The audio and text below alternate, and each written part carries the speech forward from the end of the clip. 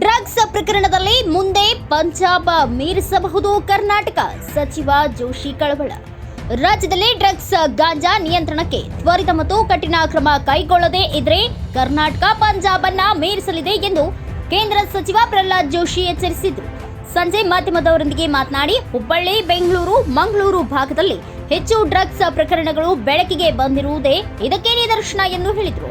Drugs ಪ್ರಕರಣಗಳಲ್ಲಿ ರಾಜ್ಯ ಸರ್ಕಾರ ತೀರಾ ಬೇಜವಾಬ್ದಾರಿ ತೋರುತ್ತಿದೆ. ಹೀಗಾಗಿ ಇಲ್ಲಿ ಡ್ರಗ್ಸ್ ಮಾಫಿಯಾ ತಲೆ ಎತ್ತಿದ್ದು ಕಳವಳವನ್ನ ವ್ಯಕ್ತಪಡಿಸಿದರು. ಡ್ರಗ್ಸ್ ನಿಯಂತ್ರಣಕ್ಕೆ ರಾಜ್ಯ ಸರ್ಕಾರ ತ್ವರಿತವಾಗಿ ಕಠಿಣ ಕ್ರಮ ಜರುಗಿಸಬೇಕು, ಇಲ್ಲದೆ ಹೋದರೆ ಬರುವ ದಿನಗಳಲ್ಲಿ ಕರ್ನಾಟಕ ಪಂಜಾಬ್ ಅನ್ನ ಮೀರಿಸಬಹುದು ಎಂದು ಎಚ್ಚರ ವಹಿಸಬೇಕು ಎಂದು ಸರ್ಕಾರಕ್ಕೆ ಸಲಹೆ ನೀಡಿದರು. ರಾಜ್ಯದಲ್ಲಿ ಡ್ರಗ್ಸ್ ಮಾಫಿಯಾಕ್ಕೆ ಅವಕಾಶ ಬೇಡ. ಯುವ ಸಮೂಹ, ವಿದ್ಯಾರ್ಥಿಗಳ ಹಿತದೃಷ್ಟಿಯಿಂದ ಸರ್ಕಾರ ತಕ್ಷಣ ಎಚ್ಚೆತ್ತುಕೊಳ್ಳಬೇಕು ಎಂದು ಸಚಿವ ಪ್ರಹ್ಲಾದ್ ಜೋಶಿ ಆಗ್ರಹಿಸಿದ್ದಾರೆ.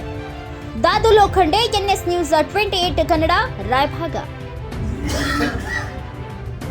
ಗುಲ್ಬರ್ಗಾದಲ್ಲಿ ಮಾತನಾಡ್ತಾ ನಾನು ಕೇಳಿದ್ದೀನಿ, ಪಂಜಾಬನ್ನು ಇದೇ ರೀತಿ ರಾಜ್ಯ ಸರ್ಕಾರ ಬೇಜವಾಬ್ದಾರಿತನದಿಂದ ಮತ್ತು ಯಾವುದೇ ರೀತಿಯಾದಂಥ ನಿಯಂತ್ರಣ ಇರಲಾರದಂತೆ ಇದೇ ರೀತಿ ಬಿಟ್ಟರೆ ಒಂದು ಪಂಜಾಬನ್ನು ಮೀರಿಸುವಂಥ ರೀತಿಯಲ್ಲಿ ಮುಂದಕ್ಕೆ ಹೋಗುತ್ತೆ. ನಾನು ಈ ಪಂಜಾಬ್ ಮೀರಿಸಿದೆ ಅಂತ ಹೇಳಿಲ್ಲ, ವೆರಿ ಕೇರ್ಫುಲ್.